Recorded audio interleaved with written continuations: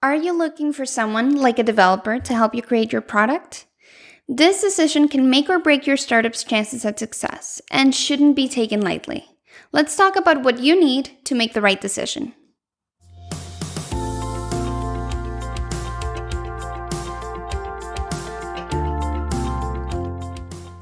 Welcome, I'm Michi Ruiz, Content Director and co-founder at MyCTOfriend, where founders come to learn how to build their tech startup.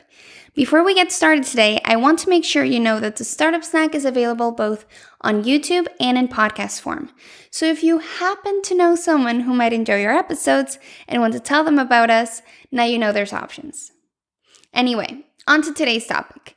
Did you know that before we came along, out of those 200 and plus startups we've helped, only a handful had been able to choose the right provider for their needs? If you don't know what you're doing, selecting the right provider for your startup is not just tricky, it's highly unlikely. Non-tech CEOs tend to make the same mistakes over and over again. A lack of technical knowledge leads you to make human-based decisions. And that's important. Good fit is important. If you like the person, if you would enjoy working with them, if they have the right values, mindset, all of that. But keep in mind that there are thousands of technologies and a million ways to build an application. So there's more important factors to consider. Think of this as choosing the right tool for the job. If you try to eat soup with a fork, you'll probably get the job done, but it'll take you much more time and effort to do so. In the startup world, that's time and money, the very things you shouldn't be wasting. So don't spend 8 months and $40,000 working with the wrong provider, aka a fork, when a spoon or the right provider can do a better job in 6 weeks for less than $10K. Okay? Yes, you have to do your research to find your spoon, but trust me, it's totally worth it. One thing to note is, following the same metaphor, all providers think of themselves as spoons because each of them only knows their own area of expertise. They never have to look outside their comfort zone to compare, and quite frankly, that's not their job. So they can't give you a straight answer if you ask for a comparison. You are the one who has to learn to see the big picture and compare different technologies and different providers based on your interests. So to do so, there are 3 main things to figure out. First, what features do you really need? Second, the right technology to make those features happen. And third, the right people to make the whole thing happen. And you need to figure these out in that order. Because before contacting any agencies or providers, you need to be able to provide them clear specifications. So you need to prep those. For the app features, the first step, you're going to have a functional set of specifications, right? So how the app is going to work. And when you choose the right technology, that's going to turn into your technical specifications or how the app should be made. Only once you have those things, then can you select your provider based on the following criteria. Company evaluation. That's easy. Look for testimonials. See if people are happy with their work. Values and mindset. Easy again, human side. That's the kind of thing that non-tech CEOs thrive in. If the person has the right values, the right mindset, and that they are a good fit, a good match with you and how you work. Third, it's product understanding. This is very important. The person that you hire should be able to understand what you mean and what you are envisioning for your product and paraphrase it. Okay, so they should be able to ask questions and understand it well enough, even though you don't speak the same language, okay? Keep in mind, these are technical people and you are a non-technical founder. So you're probably not going to use the same terms, and they should be able to understand in layman's terms what you mean and paraphrase it and apply it in their technical world. Next, we have technology. So how do you evaluate if the technology that these people are pushing for is apt for your solution? That's a little tricky, right? If you're a non-tech co-founder. Well, there's an easy workaround.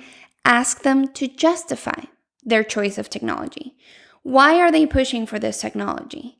If you're an expert at something, you should be able to explain that something at the easiest, simplest level possible. You should be able to explain it to a 4-year-old, okay? If someone is rambling about a little bit and doesn't know how to explain why you should use that technology, it's probably because they don't have a justification for it. They're not pushing for that technology because it's the best for your product, but rather pushing for that technology because it's the one they master. Okay, so justification is going to be a huge help for you to understand if that's the right choice of technology. Next, we have project management methodology. That's pretty self-explanatory. They should be able to have an agile Scrum type methodology, something that's compatible with the quickly changing startup world. Then we have quality.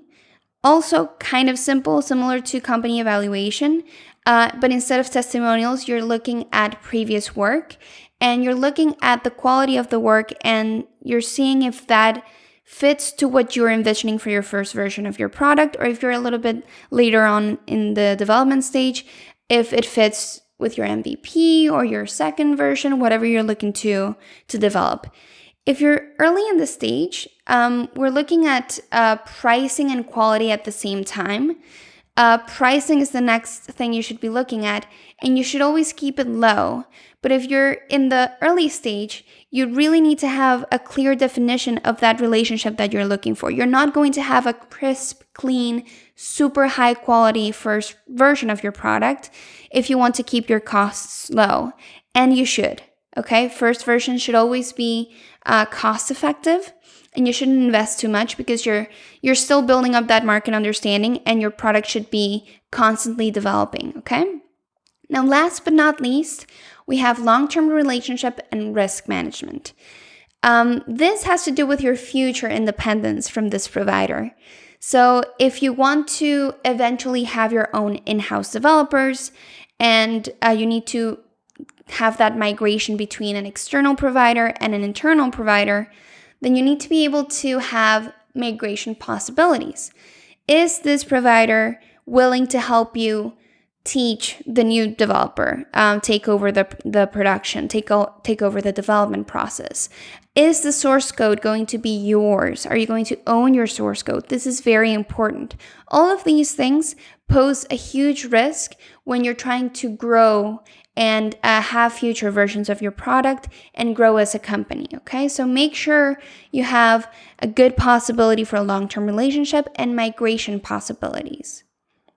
So to sum up, start with the smallest version possible. We always say that, but start small. Define what you expect very clearly. That's why the functional and technical specifications are about.